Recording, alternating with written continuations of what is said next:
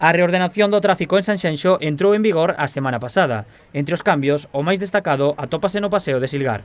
A estrada mantén o sentido único, pero divídese en dous tramos na baixada da rúa Luís Vidal Rocha. Encontramos ahora mismo no paseo de Silgar, aquí precisamente co cruce de Luís Vidal Rocha, que é unha das novedades. Se podemos observar que detrás miña hai unha señal que os coches que veñan pola calle Luís Vidal Rocha poden optar por xirar á dereita polo paseo de Silgar ou á esquerda se teñen que ir a aparcar ao Porto Deportivo ou algunha gestión que teñan que facer aí que poidan parar un momento en algún sitio, non? Pero ben, nós creemos que estes cambios de tráfico facilitan moito máis a chegada a Sanxenxo, evitamos moitos atascos. A entrada en Sanxenxo mellora, sobre todo, para aqueles vehículos que veñan do Salnés.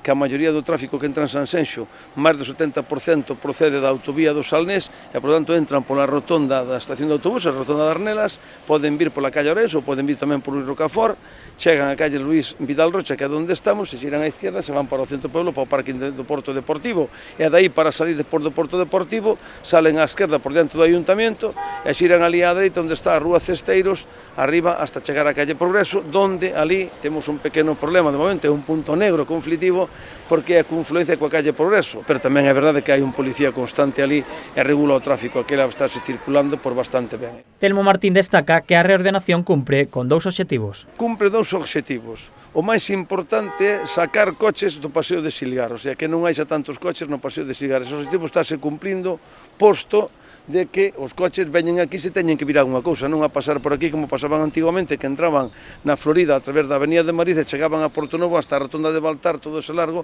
entón era moi fácil pasar por aquí co coche sin ter que facer nada, solamente vir a mirar. Se quer un vir a mirar, este sitio maravilloso habrá que vir camiñando a disfrutalo del, non cos coches, non? Segundo o alcalde, os cambios están a ser aplaudidos pola veciñanza. Asegura que agora se pasea mellor polo pobo e iso é gracias aos aparcamentos disosorios e as facilidades para acceder ao aparcadoiro de Nauta.